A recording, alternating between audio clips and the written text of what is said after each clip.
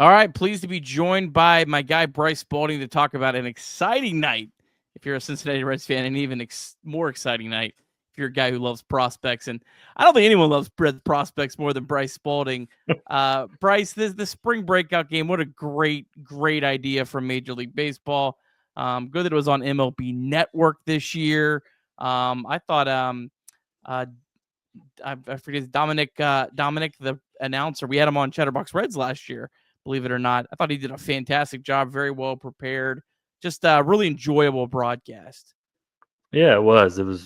It's so cool that they do this and get the exposure out there for these guys who a lot of people have probably never seen play before. So I know that we're in the kind of small portion of people that go out of their way to watch the Daytona Tortugas and the Dayton Dragons, but it's pretty cool to kind of get these guys some national exposure and show what they can do on the big stage.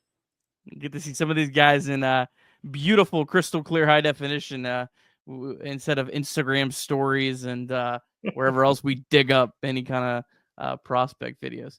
Well, the offense did a pretty good job, Bryce, in this one, putting up 9 runs. They put up 8 in the first 3 innings. Really jumped all over the Brewers. Clearly, their farm system is screwed. I'm kidding. I will never ever say anything negative about the Brewers again. But let's start with Sal Stewart. I mean, 2 for 5 in this one. Had a triple. I mean, this guy just looks so advanced at the plate. I know everyone said that, but I mean, this guy is just an incredible talent. Yeah, he's a really special hitter and somebody that I expect we see sooner than maybe even we think. And he got to face some really good arms tonight too. Jacob Mizorowski's a top 100 prospect, and the second guy they brought in, I'm blanking, Holub or something along those lines. He's a good arm too. So he definitely saw the best of the Brewers have to offer. And he put a lot of good swings. That triple he hit was smoked over the center fielder's head. He even got kind of out in front of it and just barreled it. So I think Sal is. I'm trying to think back on who's. It's hard to even compare how polished he is hitting prospect wise and how good he looks at the plate against high level comp here throughout spring training. It's been really cool to see, and expecting a really big year out of him this year. Yeah, smoking a triple off of a top 100 prospect. This isn't just any top 100 prospect. This is a guy that has a 2025 ETA, pitched in AAA last year. This is an upper level pitcher that we'll probably see in the big leagues for the Brewers this year. To see him have success against a guy at that high level, I don't know, Bryce. I know our good friend Paco has been on the Salzburg train and said, I think we might see him this year. I've kind of been like, no, I don't think so. I don't know. I'm not gonna say never anymore. Yeah, it's one of those things too where like if he goes and tears it up in Chattanooga, like what's holding him back from taking that next step? Because I think we've all kind of realized what's happening in AAA is like a lot of those are kind of org filler guys and the Randy Wins of the world. We love those guys, but they're not challenging these guys as much as they may be used to in the AAA level. So we'll see. I think that if fingers crossed we don't have the injury year we had last year, but I don't think they'll be hesitant if that is the case with Sal Stewart. All right, another guy that looked really good that I know probably everyone listening to this show, especially on a day like the NCAA tournament bracket was selected. I think the Bengals made a little move, little splash or something like that. If you're listening to this podcast today, you are a sicko, and we love you and we appreciate you. But Edwin Arroyo, I mean, he looked really good at the plate. He tripled as well. I feel like the triple day for the Reds breakout team, but looked really good. Drew Walk had some really quality plate appearances.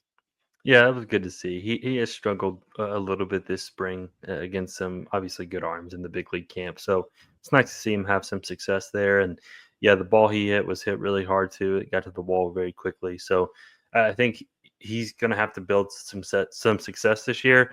Obviously, missing a whole year is tough. So I don't think they're going to rush him. I think they're going to really let him kind of simmer and work through some things in Chattanooga because that's going to be a big step for him. So the glove's always going to be there.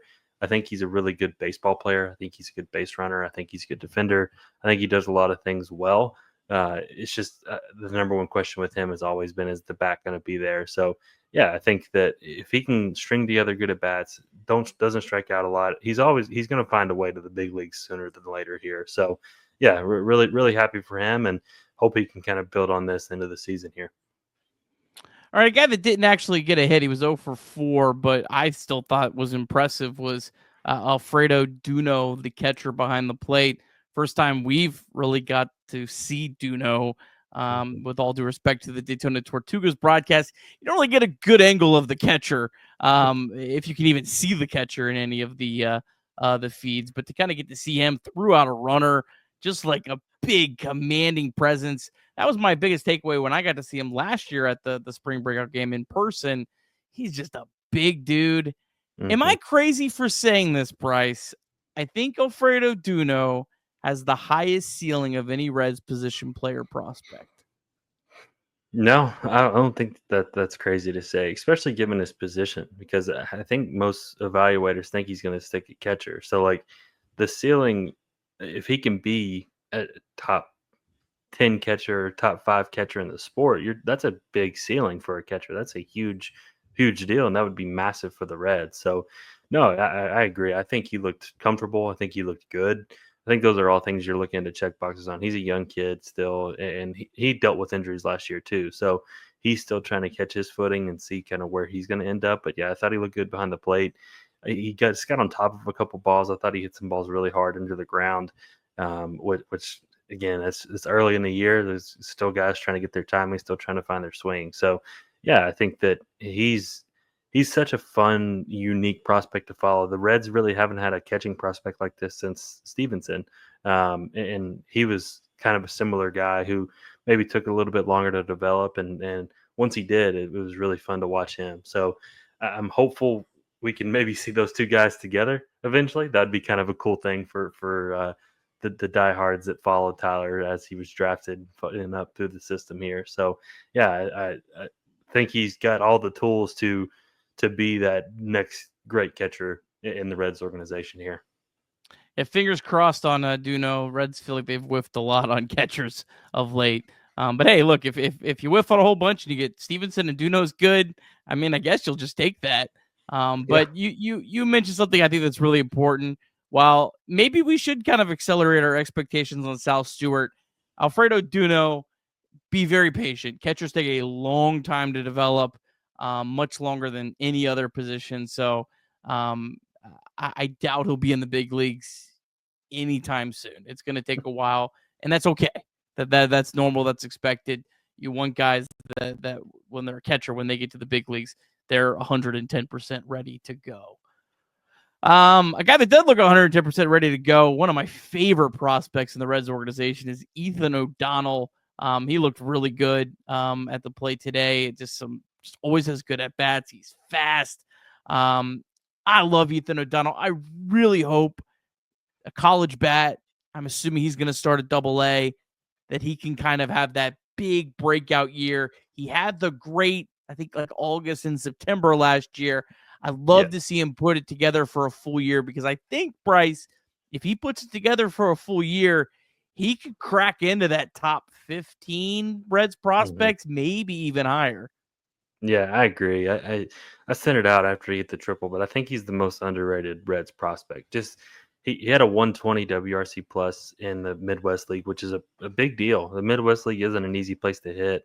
I know he's a college bat. I think we expect him to be a little more advanced than maybe most, but he definitely has proved it, and he's done it over and over again. He's a great defender, good base runner, stole 30 bags. So he checks a lot of like the roster type boxes you're looking for. He kind of reminds me of like a TJ Friedel or somebody like that is it does a lot of other things well. If the bat can kind of take that next step and keep progressing, yeah, he's going to turn into a really good outfielder and maybe even an everyday regular. Really just like you said, an all-around player, which I don't think we've had enough of those in the Red system in terms of outfielders. Just straight all-around player. Think guys like Edwin Arroyo and Matt McLean, but the outfield version of that. That's kind of how I feel about Ethan O'Donnell. We did get to see a couple guys that we haven't got to see at all in a Reds uniform in terms of playing. The first I'm gonna butcher the poor man's name, Lantigua, a guy we're really excited about that we got for international cap space, not money, just the space for Sasaki. We helped the Dodgers out, but we got a great prospect back. Got to see him, and we also got to see Tyson Lewis as well, another guy I know you're very high on. Yeah, I think it was cool to see Lewis get the start. I think that shows how high they are on him. He's a young kid, obviously hasn't played any affiliated ball, hasn't even put, I think he didn't even play in the ACL. I don't remember exactly, but if it was limited. So, yeah, we haven't seen him in a Reds uniform. That was really cool to see. His tools are just off the charts. He's got everything you want out of a shortstop. So, hit him and Antigua both are two kind of, I wouldn't say lottery tickets, but they're guys that you could look up in a year and they're top 100 prospects and guys that we're talking about as the next wave of really great Reds players. So that's the hope, obviously. Those two guys, you can really dream on their tools, which I think may be lacking some in the system. I think we've got some really good ball players. I think we've got some guys that feel safe, but we need one of those guys that can boom a little bit and have the meteoric rise to be a big leaguer and somebody that we can kind of count on to be an impact guy. So I think those two guys check those boxes. And again, I think we may be talking this time next year, and we're like, wow, Tyson Lewis is in the top 100. Arnaldo Lantigua is in the top 100. So like those two guys have that kind of potential just to shoot up the boards quickly, as quick as anybody in the system. We also want to remind you that you can call or text 988 anytime, day or night.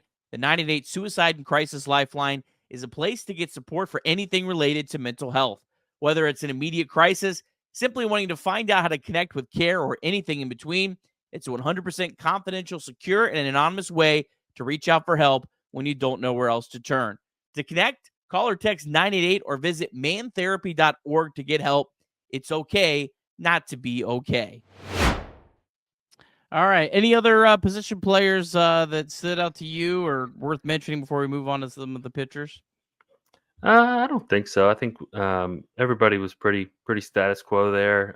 Balcazar looked good. He had 2 walks and a hit. So I'm excited to see him kind of another year post knee surgery to see what he can do there, because I think he's got a pretty good floor and ceiling combo there.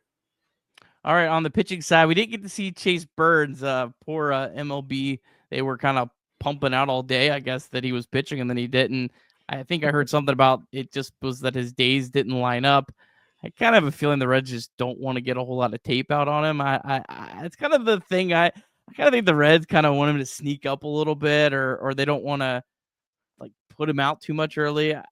Is that kind of what you're thinking they're doing here? I could see it. I mean, especially if they have the thought in the back of their head that he could be a guy that pitches out of the bullpen down the stretch or something like that. So, yeah, I think they gave him a little taste when he was out there throwing 100-mile-an-hour BBs in his 1 inning, and then they kind of just pulled him back in, like you won't see him again until he's pitching in Chattanooga or whatnot. So, yeah, I mean, I don't mind it. I know everybody wants to see him pitch, but I think we'll get to see him pitch plenty in a Reds uniform for a long time. The lore continues. Well, one guy we did get to see is the guy that I know me and you both really like. Just feels Nicoladolo-ish a little bit, certainly a different delivery, but kind of just the way he looks on the mound. Adam Serinowski pitched well, 2 innings, did give up 1 run, but just you can just tell there's something different about him as a pitcher. Yeah, yeah. No, I think he's got that starting pitcher mentality, in my opinion. Like he wants the ball, he goes out there, competes, and does a lot of things really well. He did fight his command a little bit tonight, which he normally doesn't. He had multiple games last year where he didn't walk anybody. So I think he's got a really strong case to be the Reds maybe fourth or fifth best pitching prospect. I know that's kind of crazy to say, but they have so many guys kind of in that line with Louder and Burns and Petty, and now like who's going to kind of take that step at the lower levels and establish himself. And I think he's going to be that guy for him. So it was really good to see him out there and getting some work. So Obviously, I know the Dayton fans will get to see him plenty this year, and he's been one of my favorite pitching prospects since they took him in the draft, and he hasn't disappointed at all. Like you said, he's got a good presence. He got good stuff, and I think he's going to continue ascending up the prospect rankings here. Yeah, if you are in the Dayton area, he's definitely a guy you want to see on the night that he pitches. 15th round pick. Nice to see maybe the Reds pulling a real diamond out of the rough. I don't think he was on any prospect list at the beginning of the year, and he's up to 12. So that's how fast he rose in 1 year, and I don't think he's stopping. I'm very impressed by him. We didn't really get to see a whole lot of other big name pitchers. Cole Schoenwetter, I know he had a pretty disappointing year last year as a higher draft pick, college arm that just struggled last year, but looked pretty good on Sunday night. Yeah, he was actually a high school arm. So, I'm sorry. yeah, he's somebody that I think the Reds are going to have a lot of patience with, just because he was maybe a little rawer than they were expecting coming out of high school there. So he has good stuff. Like, I think he's got the makings to be a pretty quality arm there if he cleans up some of his stuff. I think he's got like, it was weird. I was looking at his charts and stuff, and like his delivery points are different from each pitch, and that's never a good thing. You want to have the same kind of delivery point, release point on everything. That way, everything looks the same coming out of your hand. So I think those are things. Obviously, he's young. They're going to be able to clean up with him and kind of work through with him. But the stuff looked good tonight. He did walk 2, but they were competitive at bats. They weren't just straight misses out of the zone. So yeah, he struck out 2 as well, didn't allow a hit. So I think he's another guy that you could look up in a year or so, and you're kind of talking to him about the same era as Serinowski, of that next wave of arms that you're kind of hoping continues to progress and make those strides forward for the Reds organization. So yeah, I think him and you got to have those high school arms. Those guys are guys that you would love to see develop, and you got to take chances on in the draft. The only other pitchers probably worth mentioning, other than Yoho for the Brewers, who just looked absolutely disgusting and reminded me why I despise the Brewers and their incredible pitching development and pitching finding, I guess, more so than development for him. The guys that everyone probably knows, we've saw a lot in big league spring training games, but Luis May and Zach Maxwell could not have looked any better. Both threw a perfect inning. Both had 2 strikeouts. Yeah, I mean, I've watched those guys throw a lot of innings, a lot, and that's probably the most dominant I've seen both of them look. They just look so locked in tonight. I don't think either of them threw more than like 2 or 3 balls apiece, and that's we both know that's rare for them big boys. So they were in the zone. The stuff looked nasty. I've watched that Luis May strikeout probably 50 times. The ball started on like the outside part of the plate at 102, and they ended up in the right-hander batter's box behind the guy, and he swung, and it wasn't even close. It's like one of those. I mean, I'm sure Pitching Ninja's going to clip it up here eventually, but it was just so nasty. And then Maxwell come in, and he looked like he was just ready to fight somebody and throw 100 miles an hour, and then he breaks off a 88 mile an hour slider at your hip. So those 2 guys are going to be a lot of fun to watch, and if they can just find the zone a little bit more. We're not asking for George Kirby type command, but if you could just be Alexis Diaz type command, we're cooking. So yeah, I'm excited for both of those guys. Their stuff just pops. Yeah, you don't have to squint too hard with either one of those guys to see the potential for a nasty back end of the bullpen in the future for the Reds. But they unfortunately haven't looked as good as they looked every night as they did on Sunday night. 2 uberly talented pitchers. All right, well, Bryce, really appreciate your time as always. Great, always chatting with you, and we'll catch up again soon, my friend. Appreciate it.